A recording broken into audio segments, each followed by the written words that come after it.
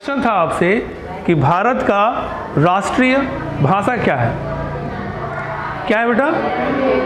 अगर आपको ये लगता है कि हिंदी है तो आप गलत हैं। आप गलत हैं क्योंकि भारत का कोई भी राष्ट्रीय भाषा है ही नहीं। सुन के पहला शौक लगा कि भारत की कोई भी राष्ट्रीय भाषा है ही नहीं, है ना? भारत का कोई राष्ट्रीय भाषा नहीं है बेटा। क्लियर हो गया? अभी भारत एक लोकतांत्रिक देश है। कौन सी देश है? लोकतांत्रिक। तो हम बात अभी कह रहे थे कि भारत क्या है बेटा? एक लोकतांत्रिक व्यवस्था है और भारत में कोई भी राष्ट्रीय भाषा नहीं है। हिंदी हमारी राष्ट्रीय भाषा नहीं है। अब यहाँ समझिएगा कि भाषा दो तरह की होंगी, एक होता है राष्ट्रीय और एक होता है आधिकारिक। क्या होता है? आधिकारिक। वैसे राजकीय जो कार्य होते हैं उसमें हिंदी और इंग्लिश का क्या है?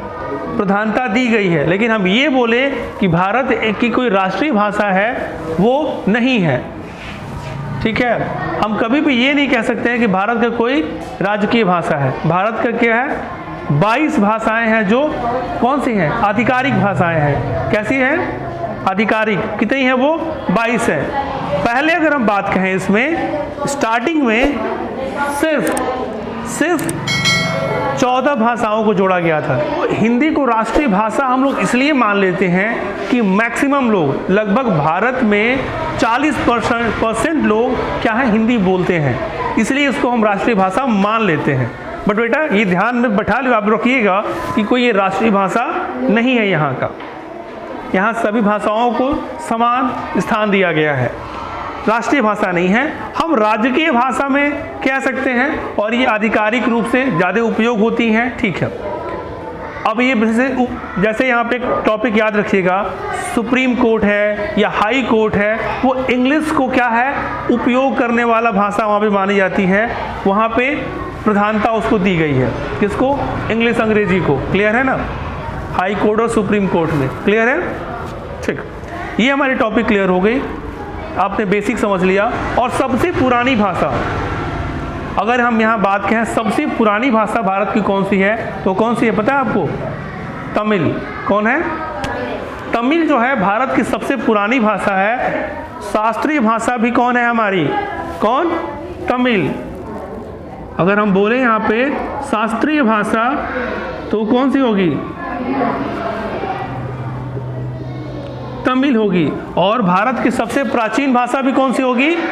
तमिल है। क्लियर है? यहाँ पे 8 भाषाओं को हमने बाद में ऐड किया और उसको मिला के कितनी पूरे भाषा हो गए हमारे? 22। ये क्लियर हो गया? हमने इसको देख भी लिया था। अगर हम इंडियन मैप में बोले ये बात कि किन किन जगहों पे कैसी भाषाओं को बोला जाता है, इसको याद करने की बात कहें तो इजीली हमने बताया था कैसे। सबसे टॉप पे कौन सा है बेटा? वो काश्मीरी है और सिंधी, 2 भाषाएं बोली जाती हैं। इस साइड में याद रखिएगा कौन सी है? सिंध नदी। ठीक है? तो इधर के लोग भी बोलते हैं। यहाँ पे जो लैंग्वेज है कौन सा है? काश्मीरी और सिंधी। सिंधी को भी जोड़ा गया था बाद में। 8वीं जो लैंग्वेज बताया ना कि 8 जो भाषा जोड़े गए उसमें एक सिंध को भी जोड़ा गया। ठीक है? उसके नीचे कौन सा है बेटा? पंजाबी। कौन सा है यहाँ पे? कौन सा है? पंजाबी। उसके नीचे कौन सा है? हिंदी। कौन सा है यहाँ पे? हिंदी। ये हिंदी का क्षेत्र काफ़ी लंबा हो जाता है। ये सब है, मतलब काफ़ी लंबा चौड़ा एरिया में क्या होता है? बृहद रूप में हिंदी बोली जाती है, इसलिए हम लोग इसको राष्ट्रीय भाषा मान लेते हैं, जो हमने बताया आपको। ठीक है? इसके नीचे क्या है? क्या है यहाँ पे? बंगाली है। यहाँ देखिएगा एक चीज और, नीचे जो वर्ड है वो कौन सा देश है यहाँ पे हमारा? बांग्लादेश। बांग्लादेश में भी कौन सा लैंग्वेज होता है? बंगाली। ये एक चीज फैक्ट याद रखिएगा। और अभी लेटेस्ट कौन सा था? कल का एक डेट था, विजय दिवस मनाते हैं, यानी 1971 16 दिसंबर 1971 यानी 1971 के दिन, यानी वो दिन कौन सा था? कल ही का था ना? कल के दिन बांग्लादेश आज़ाद हुआ था। कल के दिन ही बांग्लादेश आज़ाद हुआ था। वो कहाँ से आज़ाद हुआ था बेटा? पाकिस्तान से आज़ाद हुआ था। इसके ऊपर भी हमने एक वीडियोस बना रखी हैं, आगे क्लास में बता रखी हैं कैसे हुआ था, क्या क्या चीज़ें हुई थी। या इसको लेटेस्ट में आपको बता भी दूंगा। तो बांग्लादेश में एक मुजीबुर रहमान थे जो पीएम के लिए उन्होंने चुनाव लड़ा और वो जीत गए थे। क्या हुआ, वो जीत गए। और जब जीत गए तो इनको कोई शपथ ग्रहण नहीं करा रहा था। जो भी वहाँ के लोग थे, जब अपने आप को श्रेष्ठ मानते थे, इनको वैल्यू नहीं देते थे, तो इन्होंने लास्ट में क्या किया, मांग किया, क्योंकि ज़्यादा लोग बंगाली बोलते थे, इसलिए उन्होंने बोला कि बांग्लादेश हमें कल अपना अलग देश बनाएंगे या जो भी चीज़ करेंगे, इसकी बात उन्होंने रखा वहाँ पे, और इसी वजह से उनको उठा के जेल में डाल दिया गया। और फिर ये युद्ध वाली समस्याएं आई, उसके विषय में हम बताएंगे आपको। तो ये है, नीचे कौन सा लैंग्वेज बोली जाती है, वो होता है बंगाली। यहाँ पे कौन सा होता है, बंगाली। बीच में कौन सा है बेटा, आसामी। क्लियर है, यानी ऊपर कौन सा है, कश्मीर, सिंधी, क्लियर है, कश्मीरी, सिंधी, गुड। ये इतने लैंग्वेज हमारे क्लियर हो गए। नीचे कौन सा स्टेट है बेटा, उड़ीसा। यहाँ पे कौन सा होता है, उड़िया। क्लियर है, ओ से उड़िया समझ लीजिएगा। यानी हम एक लैंग्वेज को सारा लर्न करने का हमने बता दिया है सेटअप भी, कि चीज़ें कैसे कैसे याद करेंगे। यानी अगर कुछ समझ में आए, इसलिए हमने क्या किया, मैप पे ड्रॉ किया है। आपको सारे स्टेट्स पता है, उनसे इंटरलिंक करके उनका आप लैंग्वेज भी लर्न कर लेंगे। तो यहाँ बेटा कौन सा हो गया, उड़िया। इस साइड में कौन सा स्टेट है हमारा, गुजरात है। गुजराती नहीं, गुजराती तो है यहाँ पे, गुजरात है यहाँ पे। और गुजरात के लोग क्या बोलते हैं, गुजराती बोलते हैं। क्या बोलते हैं, क्लियर है। यानी इस साइड में हमारा लैंग्वेज कौन सा हो गया, गुजराती। ओके, उसके बाद नीचे कौन सा है, मराठी। क्या है यहाँ पे, है ना, महाराष्ट्र में मराठी। नीचे कौन सा है बेटा, कौन सा है ये, कन्नड़।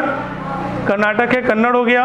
ओके, फिर नीचे यहाँ बीच में तमिल, तेलुगु, और ये नीचे केरला में कौन सा है, मलयालम। यानी इतने स्टेट्स हमने जो भी हैं, इनका हमने एक देख लिया कि कौन कौन से स्टेट में कौन कौन सी लैंग्वेज बोली जाती है। तो एक बार आप इसको रिवाइज कर लेंगे। सबसे टॉप पे कौन सा है,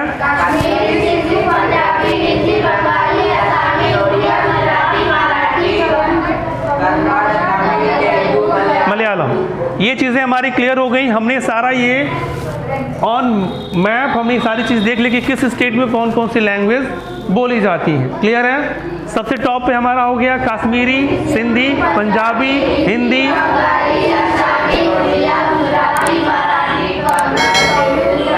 मलयालम। क्लियर है, एकदम इसको आप अच्छे से लर्न कर लीजिए। हमारी ये हम जो भी हैं स्टेट्स में ये लैंग्वेज बोली जाती हैं। उसके बाद कुछ और भी लैंग्वेजेस हैं जो हमने बताया है, उसको आप लर्न कर लें। वो कौन कौन सी हैं। सबसे पहले आप ऊपर देखिए, उर्दू और संस्कृत। कौन सा बेटा, उर्दू और संस्कृत, उर्दू और संस्कृत, उर्दू और नेक्स्ट नेपाली,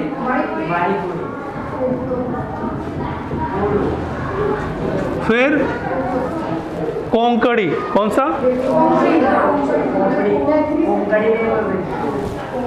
उसके नीचे कौन सा है बेटा, कौन सा है, बोडो, डोंगरी, मैथिली एंड संथाली। यानी अभी जो हमारे ये स्टेट वाइज जो लैंग्वेजेस थे वो तो क्लियर हो गए कि स्टेट में कौन कौन से लैंग्वेज यूज होते हैं, वो तो कोई दिक्कत नहीं था। जो और लैंग्वेजेस बचते हैं एक्स्ट्रा, जो हम थोड़ा सा स्टेट के नेम से थोड़ा सा वो हटके हैं, जैसे संथाली है, तो हमने बता दिया कि उड़िया, ये पश्चिम बंगाल, ये सारे बेल्ट में भी संथाल लोग हैं और वो लोग संथाली यूज़ करते हैं। इधर हमारा बोडो है जो आसाम, और इधर हमने बताया स्टेट कौन से, अरुणाचल प्रदेश, नागालैंड, मणिपुर, मिजोरम जो है। तो इस साइड नागालैंड, मणिपुर, मिजोरम वाले बेल्ट हैं, इधर लोग ये क्या बोडो यूज़ करते हैं। डोंगरी हमारा है जो जम्मू कश्मीर का आधिकारिक भाषा है, क्लियर हो गया। कोंकणी की बात कहें जो ये दादरा नगर हवेली, महाराष्ट्र, तटीय क्षेत्र जो भी हैं, कर्नाटक, केरल, इसके जो तटीय क्षेत्र है वहाँ पे कोंकणी यूज़ होती है। और एक लैंग्वेज तो हमारा कौन सा था, वो मैथिली। मैथिली हमारा बिहार और झारखंड में यूज़ होता है। क्लियर है। ये मैथिली ऑलमोस्ट क्या होते हैं, वो मिक्सअप होती है भोजपुरी से मिला हुआ, ठीक है ना। क्लियर है। मिथिला नरेश नाम सुना है आप लोगों ने, मिथिला नरेश, मिथिला वो लोग मैथिली भाषा में होते थे। अब बात क्या है किसकी किसकी? वो बात कह रहे थे उर्दू की। उर्दू तो हिंदी में मिक्स होता है बेटा, इसमें कोई समस्या है ही नहीं। संस्कृत भी वैसे ही मिक्स है। वो जम्मू कश्मीर सभी लोग, हम लोग यूज़ नहीं करते हैं। शादी ब्याह में कहीं भी देख लीजिए तो संस्कृत में पूरे प्रवचन बोले जाते हैं।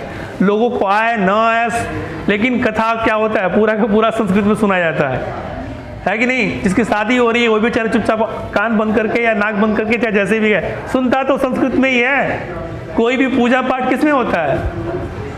संस्कृत में ही होता है। तो यूज़ कौन कर रहा है उसको? हम ही लोग कर रहे हैं ना। आपके स्कूल में संस्कृत पढ़ाया जाता है तो कौन यूज़ कर रहा है? आप ही यूज़ कर रहे हो ना, कि हम कर रहे हैं? मतलब हम भी कर रहे हैं, मतलब जहाँ पढ़ाया जाता है वहाँ यूज़ होता है कि नहीं? बेशक आप बोल नहीं रहे हो बट यूज़ तो करते हो ना। शादी ब्याह में जो भी पंचांग पत्रिका जो भी बनती है संस्कृत में बनती है, तो यूज़ होता है कि नहीं होता है उसका? तभी तो क्लियर है ये बात। तो हमें नहीं लगता कि लैंग्वेज में किसी को कोई दिक्कत होगी। है किसी को दिक्कत? नहीं ना है।